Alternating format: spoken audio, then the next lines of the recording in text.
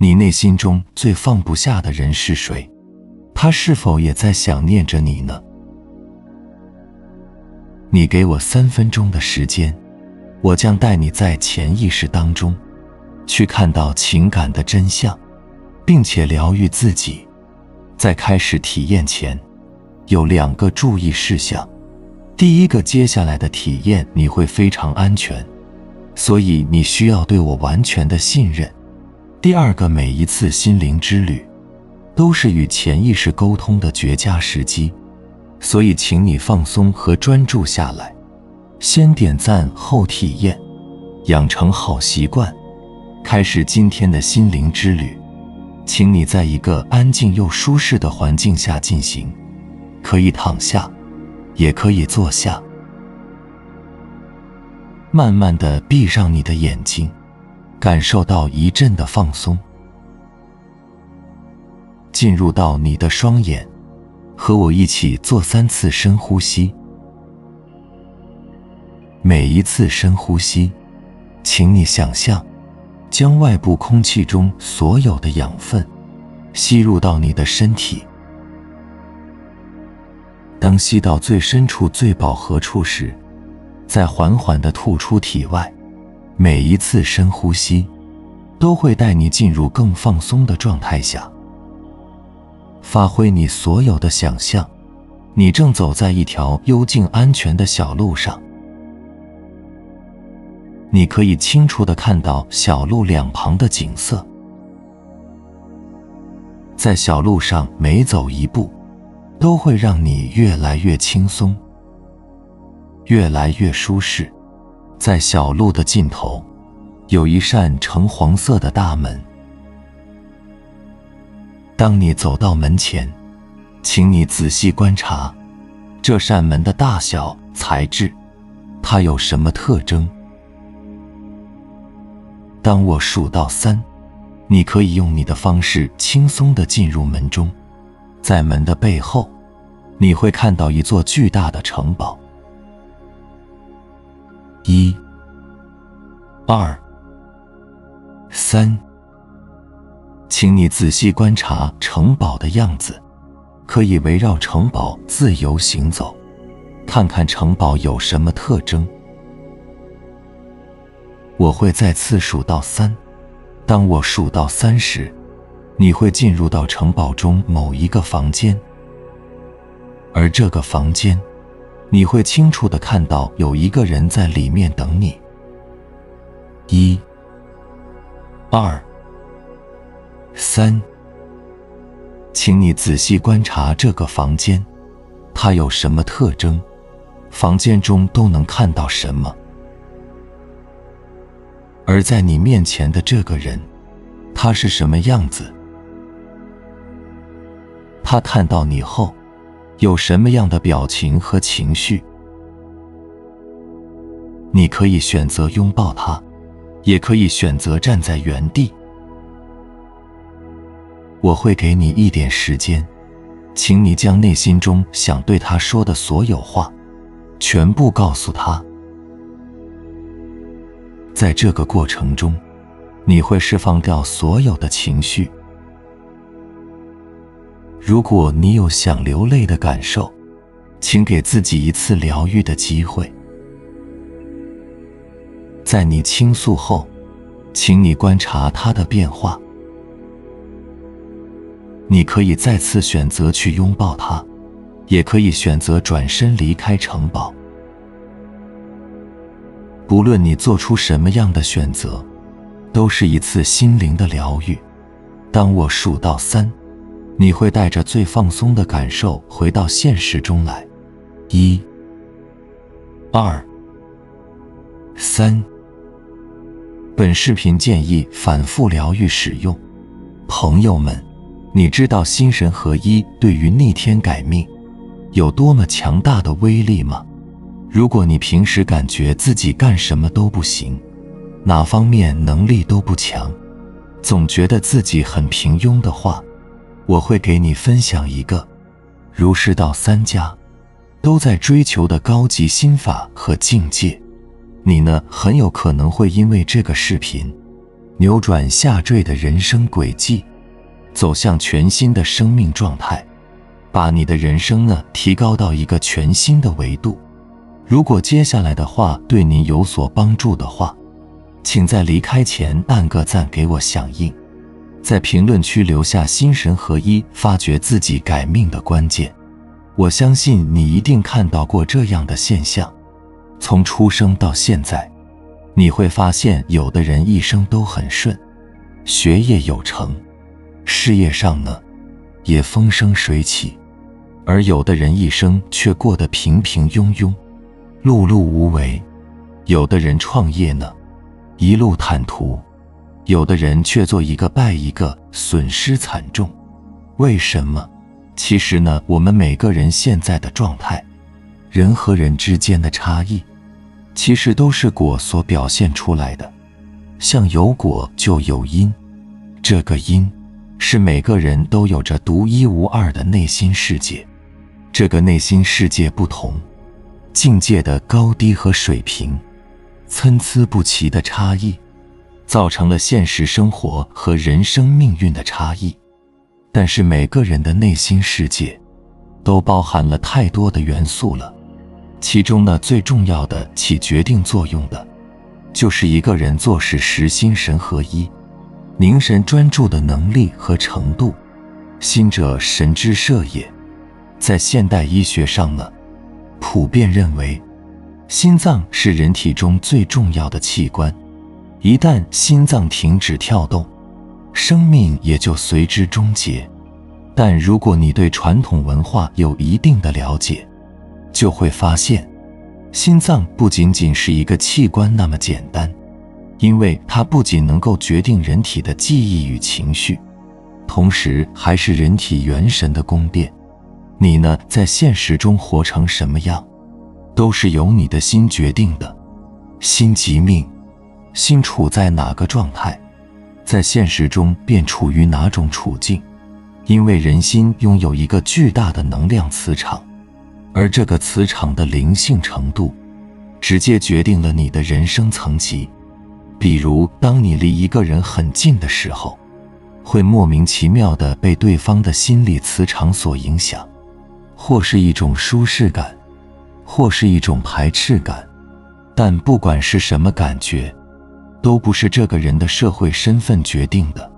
人的社会身份会存在几十倍、上百倍的差距，但人与人之间的智商却不会有那么大的差距。所以即便大脑越来越没用，身份地位越来越低位，但内心仍会影响并决定自己的所有。如果不是智力极为低下，那大脑对人生的影响远远不及心灵。而所谓的修行改命，其实也就是修心。所以心不仅仅是一个器官组织，它是具有强大的灵性的，而灵又是可以通神的。但在生活中，我们往往只重视大脑和知识，从而忽略了心性与智慧。要知道，定能生慧，定呢不是人定，也不是其他的东西定，而是心定。因此有没有慧，能否生慧，全凭心。而且人身上一切巨大的改变，指的也是心，而不是脑。你是不是总是听到人说变心，或是洗心革面，但没听有人说过变脑吧？对不对？所以修心就是提升维度，如此才能最大程度摆脱兽性的控制，优化人性，唤醒神性。不修心不觉悟，那人的底线就始终与动物没什么区别，而且会因为人类的大脑智商比动物高，所以做事的底线会比动物更低，破坏力更大。但如果心开了窍，灵魂得到了升华，那人生的天花板也就随之升高。要知道，人力是有限的，但也是没有上限的。为什么？因为神的能力是无限的，心神合一，才能无往不利。而对我们来说，心就是由人变成神的关键所在。楞严经里讲灯能显色，如是见者，是眼非灯，眼能显色，如是见性，是心非眼。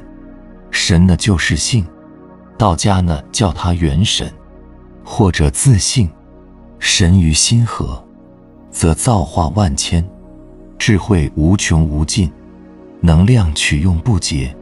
身与心离，则精气涣散，智慧源泉枯竭，能量取用受限。所以呢，心神合一就是一个人的最大神通。见自本心，识自本性，本自具足，不假外求。那什么是真正的心神合一呢？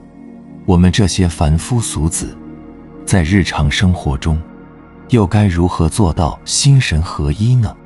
神系安，心安则神安，归所合一。安心就是把妄想断了，凝神一处。但大多数人呢，都不能凝神一处，他们杂念纷飞，妄求不断，所以做事的时候不够专注，心神四海八荒游玩去了，又怎么能把事情做好呢？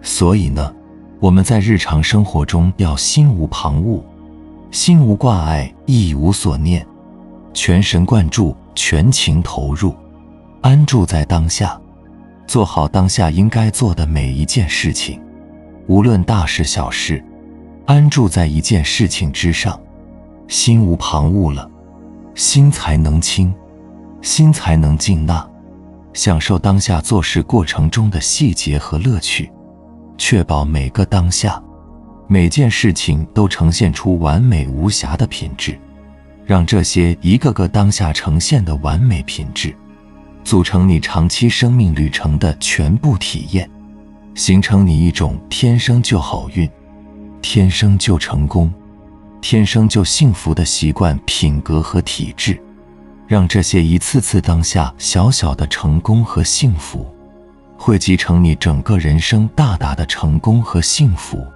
让你的生命旅程像溪水一样自然流淌，毫不费力，如有神助，无所不能，处处呈现奇迹。心安即是归处，心安即是道场。心神的活动范围，需要一个真正属于自己的归处和道场，才能造化万千。比如诗人的灵感，画家的笔墨，琴师的旋律，棋手的战略，乃至360行的任意手艺，都是一个人的安身立命之基。道家称之为抱元守一，就是要把心神安住在一件事情之上，方能三元合抱一团，成就其道。有些人呢，这时候就会说了，你说的不就是专注力吗？朋友们，心神合一呢，绝不简简单单的可以用专注力定义的。专注力只是它的一小部分内容。如果你没有意识觉知的关照，如果没有良知天命的指引，如果不能保护好六根不被六尘污染，如果五阴炽盛，杂念纷飞，如果不安住当下，如果不懂得享受过程，如果没有完美品质的呈现，如果不能变成习惯和品格，那么你的心神是无法归一的。即使有点肤浅的专注力，但对你生命维度的提升是起不到什么作用的。你一定见到过，有的人喜欢钓鱼，往那一坐就是3-5个小时以上；有的人喜欢打游戏，往那一坐也是3-5个小时以上。他们有专注力，也享受过程，但并不能真正改变人生低迷下坠的状态，也无法创造更丰盛富足的现实世界，对不对？那为什么真正的心神合一有这么强大的威力呢？因为你没有了贪嗔痴慢疑，没有了喜怒忧思悲恐惊，你整个人非常的纯净，没有了任何阻碍你变更强、变更好的局限性。你跟宇宙天道保持了相同的频道，能链接更强大的力量和智慧。你的意识觉知，你的良知天命，你的清净本体，你的专注当下，它们完美地结合在了一起，天衣无缝地运行。你整个人的心是专的，神是龙的，气是定的，面是纯的，像是被保佑了一样，像是有神明在协助你一样，和你共同创造生命里的好运和奇迹。这种状态呢，我们每个人的生命中都体验过。有的人抓住了那一刻的感觉，形成了长期的品格和体验，越活越精彩。而有的人没有抓住，让他溜走了，再也找不回了，越活越下坠。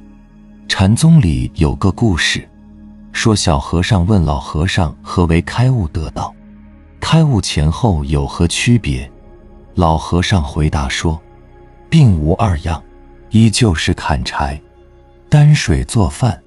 以前砍柴时惦记着担水，担水时惦记着做饭，现在砍柴即砍柴，担水即担水，做饭即做饭。这就是心神合一，这就是一种道。心神合一本质上就是让你找回无所不能的神性本我，并跟它达到合一的状态。但有多少人明明活在现在，却担忧着未来，明明爱着，却不停地防备，明明在工作，却不停地想着玩，明明在出来玩，却不停地想着工作。又有多少人做一件事情之前，心里就充满了各种各样的念头，这件事该不该我做？会不会很难？很麻烦？我能不能做好？做不好怎么办？别人怎么看我？做这件事情，我能得到什么好处？得不到好处怎么办？我要付出多少？我付出的会不会太多了？没做之前呢，就被大脑造作的一堆念头淹没了，做了之后，又被这一堆念头搞得心猿意马。他们从来没有在当下做事的过程中享受过一丝丝的快乐。你知道形成这种做事习惯之后的结果是什么吗？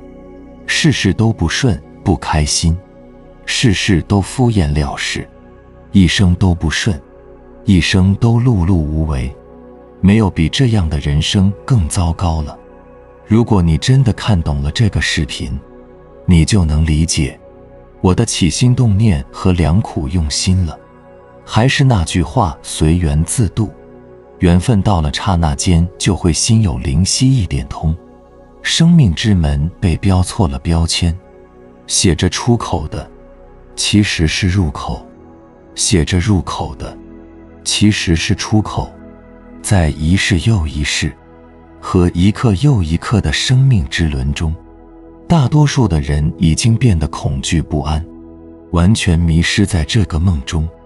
如果你能成为梦境游戏的观察者，就能使你的生命蓝图逐渐清晰，然后有意识地活出这个梦。而梦中所存在的疾病和逆境，都是你通往开悟的天梯。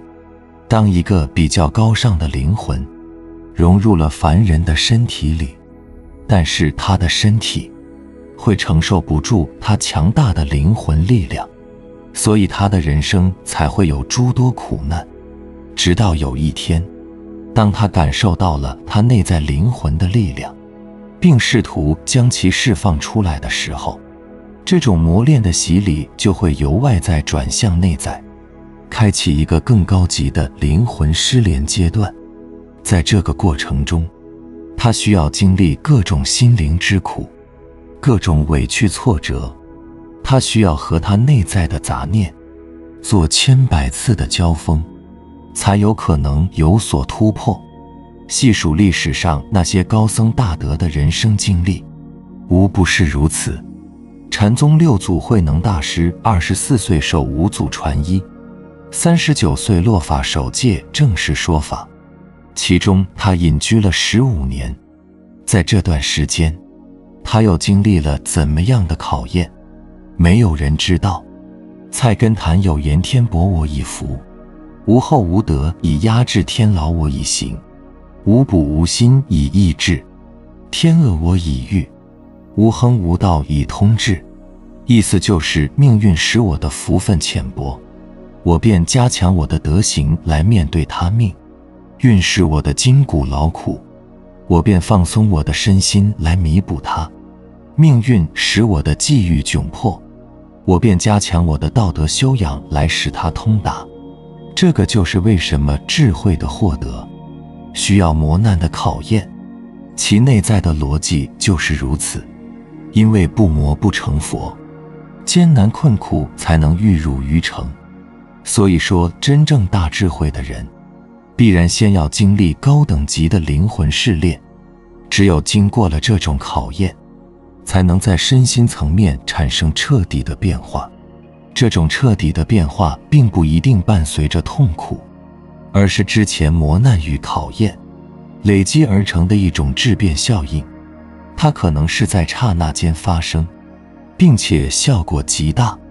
佛家把这种身心层面的感觉称之为开悟，这需要长久的做功夫，几十年如一日，乃至未生每世未竭的用功，慢慢的明白一切万法如幻如化，一切有为法如梦幻泡影。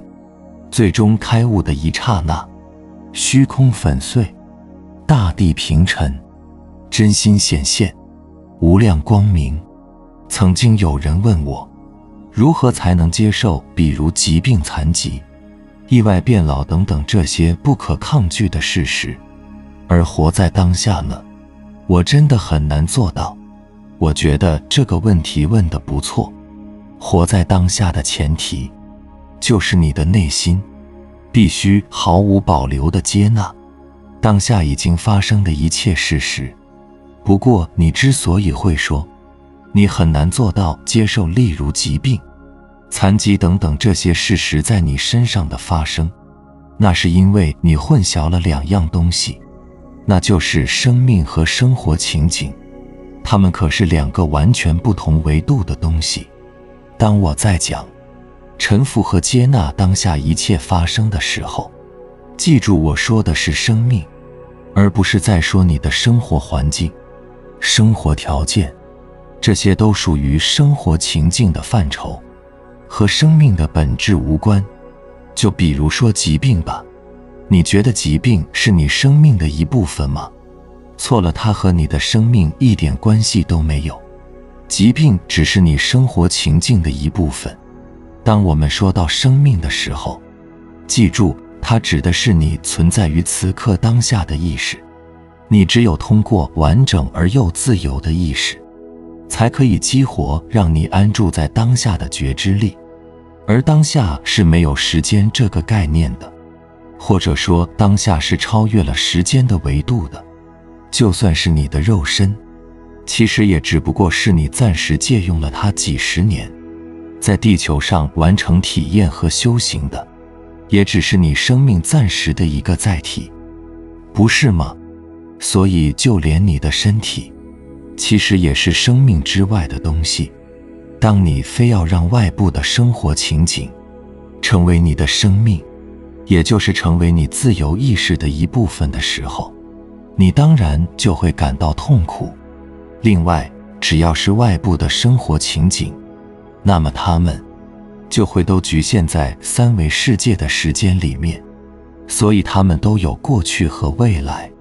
但是在此刻当下呢，则完全没有时间的存在，所以在当下就没有疾病，没有残疾，没有衰老，也没有美丑，当然也就没有痛苦。当你真正进入了当下时刻，你就会发现，一切困扰你的那些问题，都一下子被你空掉了。只有在当下，你才能体会到，比你种种生活状况更加深层、更加重要的东西，那就是生命。如果你能把你的意识聚焦在每一个生命的瞬间，而不是被各种各样的标签、概念名称所带走，最终转化为了各种思维活动和负面的情绪，那么疾病也好，残疾也好，衰老也好，就会都变成一些简单的因素，比如身体的疼痛、虚弱不舒服，皮肤松软，眼角的几条皱纹等等。而这些恰恰就是当下的真实发生，这些就是你此时此刻需要接纳和臣服的东西，仅此而已。你要接纳和臣服的是他们，而不是某某疾病、某某残疾。我正在衰老，我的青春不再等等这些认知和概念。当你不再认同于这些社会习惯之下的概念的时候，你就算是在他们给你带来的苦痛之中得到了解脱和开悟了，当然也可以说是你利用了逆境开悟。你看世界和现实并没有任何的改变，真正改变的是你，你变了，世界就变了，世界只是你内在的反应而已。你不接受什么，那你就会一直对抗什么，你一直对抗它，它就会反过来，你就一定会因此痛苦。相反，一旦你接受了它，那么你的心就不会再苦了。所以疾病不是问题，残疾也不是问题，变老也不是问题，意外也不是问题。你是否能够以意识存在于此刻当下，这才是真正的问题。面对种种我们所定义出来的逆境，你首先要做的就是把时间从这些概念当中拿掉，不要随着头脑里的各种标签和评判续到过去和未来。你要利用它们，让它们逼着你进入当下时刻，让它们逼着你把痛苦的负面情绪能量重新再转化为伟大的意识，让它们逼着你提升，逼着你开悟。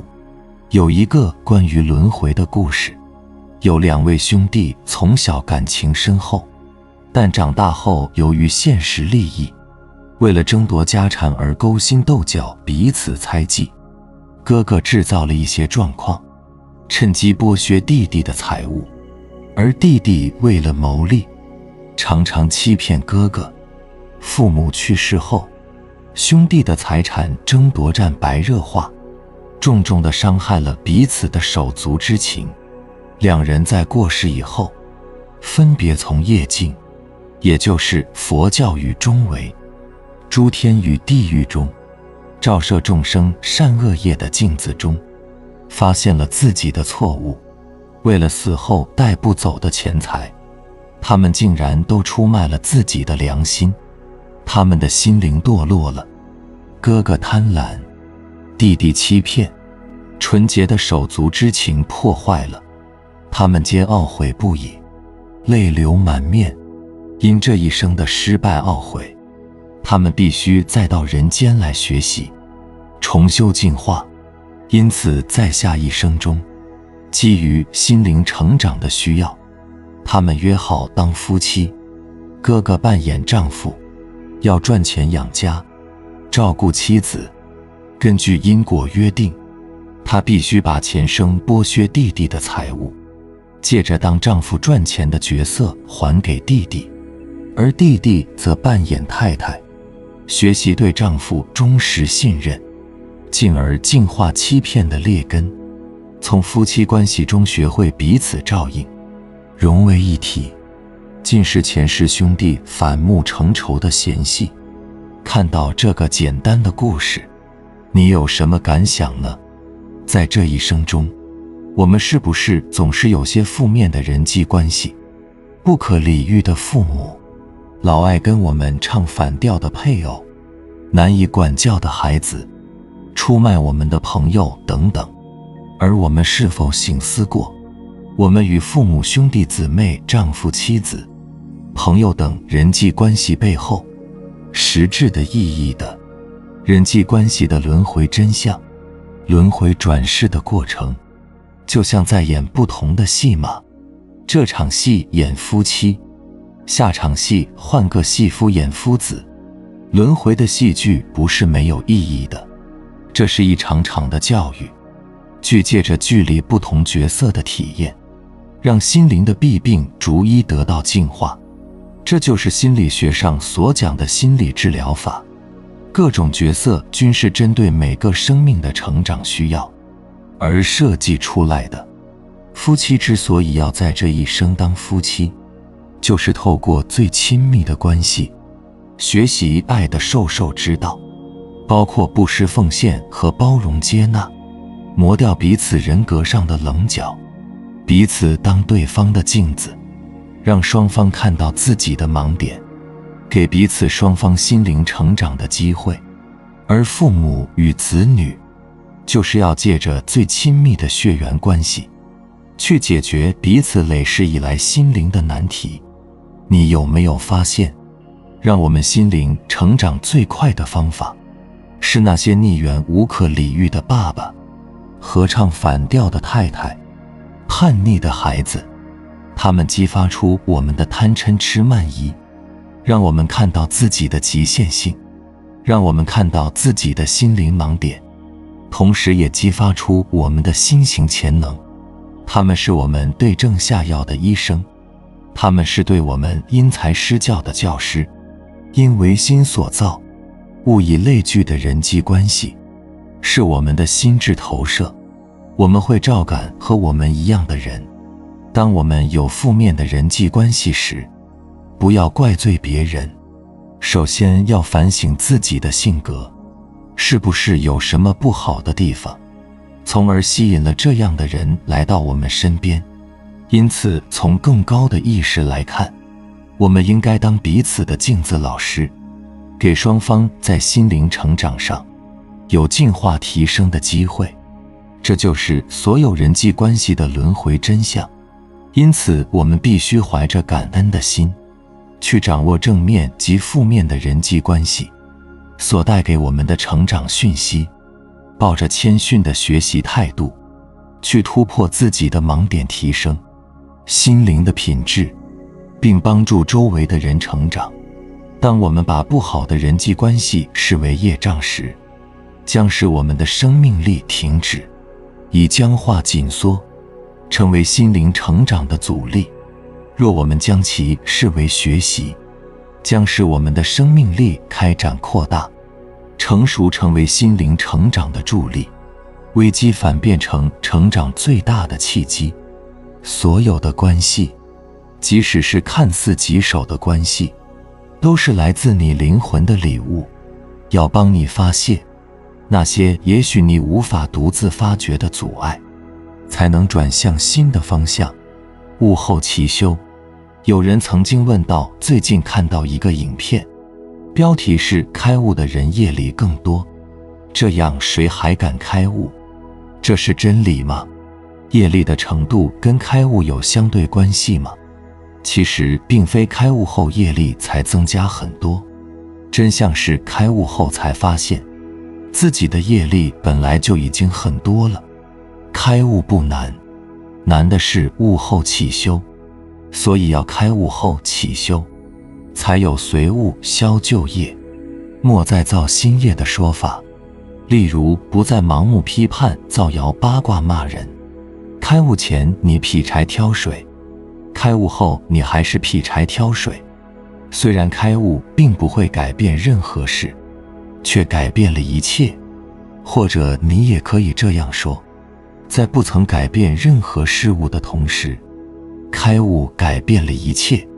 欢迎来到生命这所学校，目的是身心灵的净化和进化。出生即是指生命到人间这所学校入学，而死亡是生命从人间这所学校中毕业。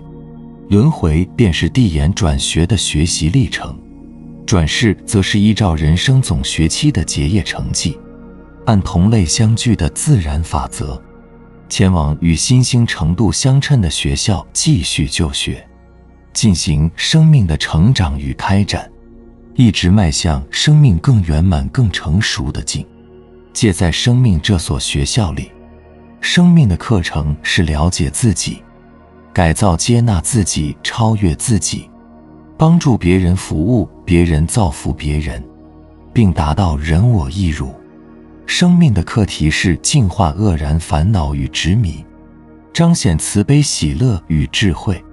生命的科目是净化贪嗔痴疑慢，彰显乐定安明爱。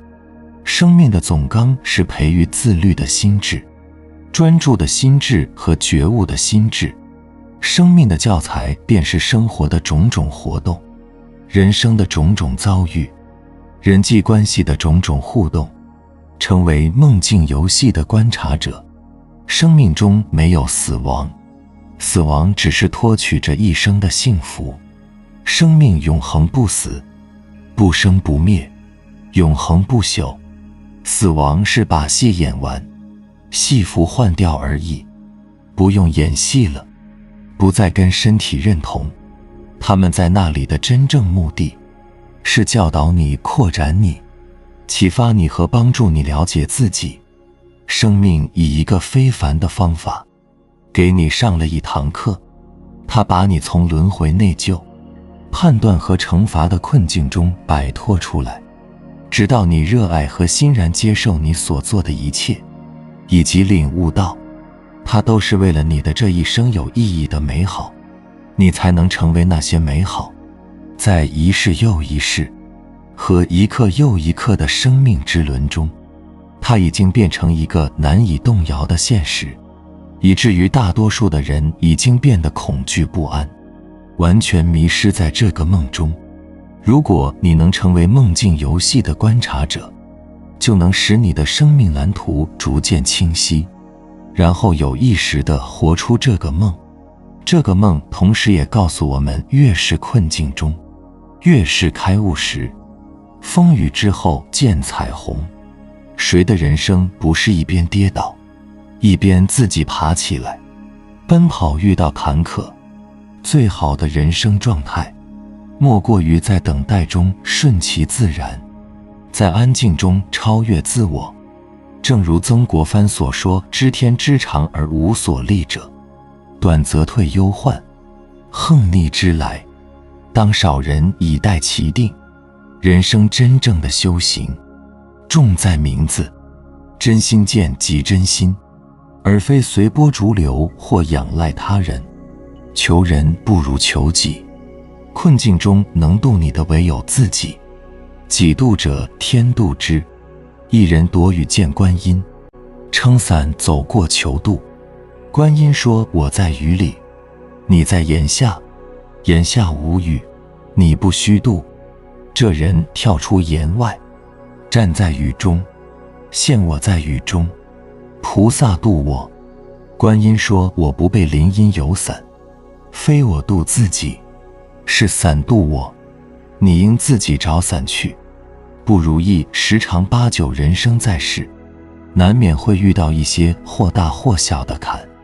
困境之中如何摆脱？最关键的一点是要有一颗自渡的心。仔细想想，有多少你曾经认为绝境的时候，都已如过眼云烟，随风而去。生活不可能像你想象的那么好，但也不会像你想象的那么糟。人生一世，你的脆弱和坚强常常超乎自己的想象。有时你可能脆弱的一句话就泪流满面，有时也发现自己咬着牙走了很长的路。要记住，幸运之神要赠给你成功的冠冕，之前往往会用逆境严峻地考验你，看看你的耐力与勇气是否足够。